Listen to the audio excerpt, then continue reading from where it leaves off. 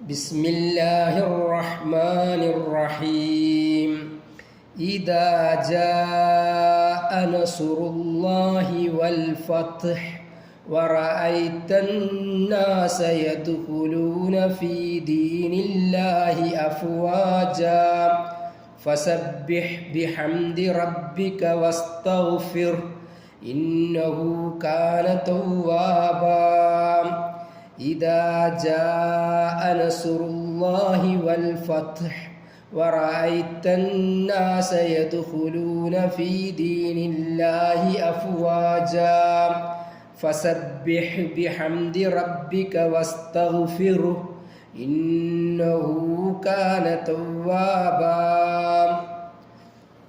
സൂറത്ത് അൻ-നസ്ർ. ഇദാ ജാഅ നസ്റുല്ലാഹി വൽ ഫത്ത്, അള്ളാഹുവിൻ്റെ സഹായവും വിജയവും വന്നു കഴിഞ്ഞാൽ, വറഅയ്തന്നാസ, ജനങ്ങളെ താങ്കൾ കാണുകയും ചെയ്താൽ, യദ്ഖുലൂന, പ്രവേശിക്കുന്നത്, ഫീ ദീനില്ലാഹി, അള്ളാഹുവിൻ്റെ മാർഗത്തിൽ, അഫ്വാജൻ, കൂട്ടം കൂട്ടമായി, അള്ളാഹുവിൻ്റെ ദീനിൽ കൂട്ടം കൂട്ടമായി. ഫസബ്ബിഹ്, തസ്ബീഹ് സുബ്ഹാനല്ലാഹ് പറയുക, ബിഹംദി റബ്ബിക, അള്ളാഹുവിനെ അൽഹംദുലില്ലാ പറഞ്ഞുകൊണ്ടും, വസ്തഗ്ഫിർഹു, അവനോട് ഇസ്തിഗ്ഫാർ ചെയ്തുകൊണ്ടും, ഇന്നഹു കാന തവ്വാബ, അവൻ വളരെയധികം പശ്ചാത്താപം സ്വീകരിക്കുന്നവനാകുന്നു എന്നാണ് ഈ വാക്കിൻ്റെ അർത്ഥങ്ങൾ.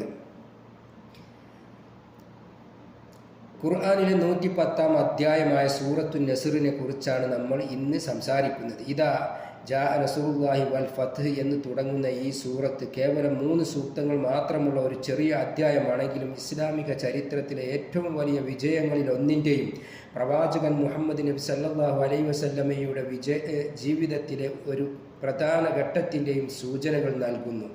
മക്ക വിജയത്തിൻ്റെ സന്തോഷ വാർത്ത. ഈ സൂറത്ത് അവതരിച്ചത് മക്ക വിജയത്തിന് ശേഷമാണ്. അള്ളാഹുവിൻ്റെ സഹായവും വിജയവും വന്നെത്തിയാൽ എന്നതിലൂടെ മക്കയുടെ വിജയകരമായ കീഴടക്കലിനെയാണ് സൂചിപ്പിക്കുന്നത്. ഈ വിജയം ഇസ്ലാമിൻ്റെ പ്രചാരത്തിൽ വലിയൊരു കുതിച്ചുചാട്ടമുണ്ടാക്കി. ആളുകൾ കൂട്ടം കൂട്ടമായി ഇസ്ലാം സ്വീകരിക്കാൻ തുടങ്ങി. ഇത് അള്ളാഹുവിൻ്റെ വാഗ്ദാനം യാഥാർത്ഥ്യമായതിൻ്റെ തെളിവാകുന്നു. ഈ സൂറത്ത് പ്രവാചകൻ മുഹമ്മദ് നബി സല്ലല്ലാഹു അലൈഹി വസല്ലമയുടെ ദൗത്യം പൂർത്തിയായതിൻ്റെ സൂചന കൂടിയാണ്. മക്ക വിജയത്തിലൂടെ ഇസ്ലാം ശക്തമായി സ്ഥാപിക്കപ്പെട്ടു. ഇനി അള്ളാഹുവിലേക്ക് മടങ്ങാനുള്ള സമയമായിരിക്കുന്നു എന്നൊരു സൂചന കൂടി ഇതിലുണ്ട്. നീ നിന്റെ രക്ഷിതാവിനെ സ്തുതിക്കുകയും പ്രകീർത്തിക്കുകയും അവനോട് പാപമോചനം തേടുകയും ചെയ്യുക. തീർച്ചയായും അവൻ പശ്ചാത്താപം സ്വീകരിക്കുന്നവനാകുന്നു.